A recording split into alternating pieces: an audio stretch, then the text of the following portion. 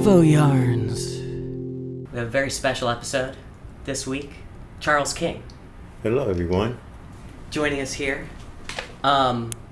He's both blind and a powerlifter and has an amazing life story. Yes.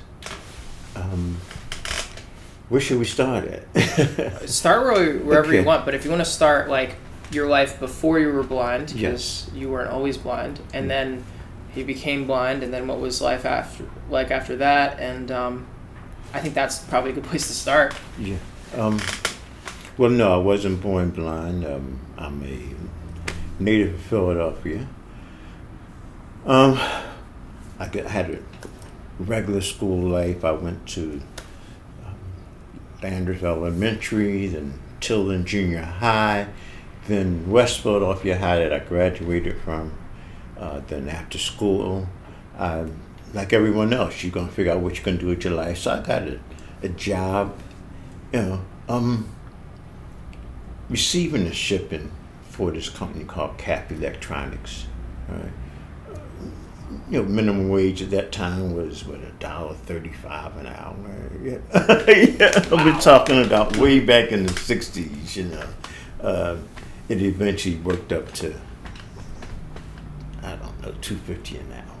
But to make a long story short, in the beginning, my early years, I went from one job to another trying to find out what I wanted to do because we didn't have money for me to go to college to be something. My family wasn't rich. Right? I'm just like everybody else. I had 6 sisters and 1 brother. And Wow. it wasn't lot of always easy, Yeah. And you're always, and now from the generation, okay, at least graduate high school and I'm gonna get me a job. I'm gonna make sure that I make me some money. At that particular time, I was worried about being drafted because Vietnam was on at that time, and a lot of How old were you?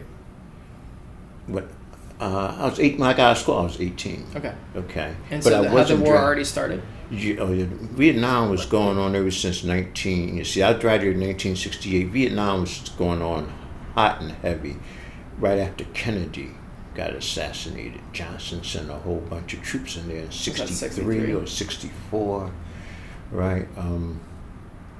So that's one thing. I wanted to go in the military, but I wouldn't know if they were going to draft me. It was just easier to sign up. Right? The best part about being drafted, which I was hoping to do, was you only had to serve 2 years. But if you signed up, it was a minimum of 3, sometimes 4. And you had to be a veteran in order to get a real decent job, a government job or something. That's how our system worked back in those days.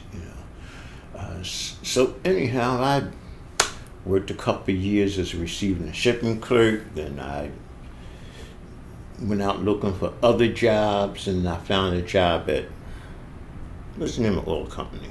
Gulf Oil, out on South Philly where the refineries are. Mm-hmm. That's a dangerous job as a laborer. Yeah. As a laborer. Yeah, right. But it was paying $5 an hour, which was decent money, in '71, because I worked 2.5 years at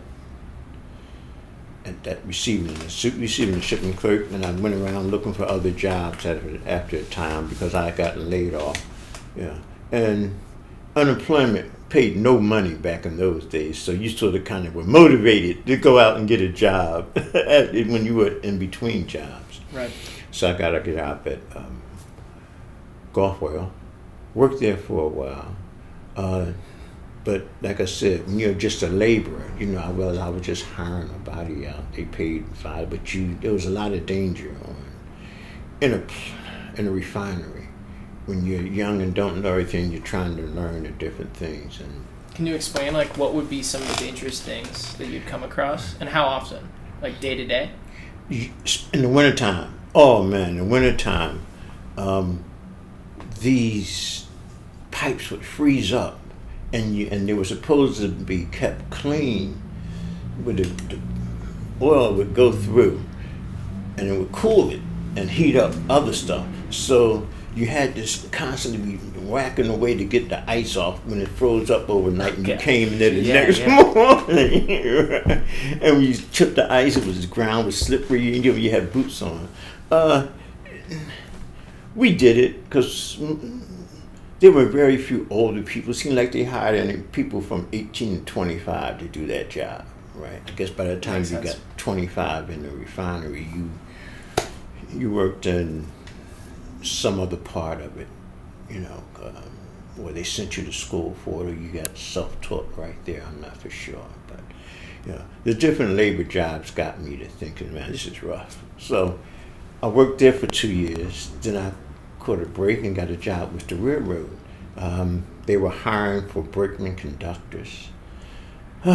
So my dad worked there and my uncle did, and they told me that you can probably get a job there when you go into supply, because it was big turnover. Companies after a while, the people worked there so long, there's a big turnover. So I worked for that for a while. Arvoyarns.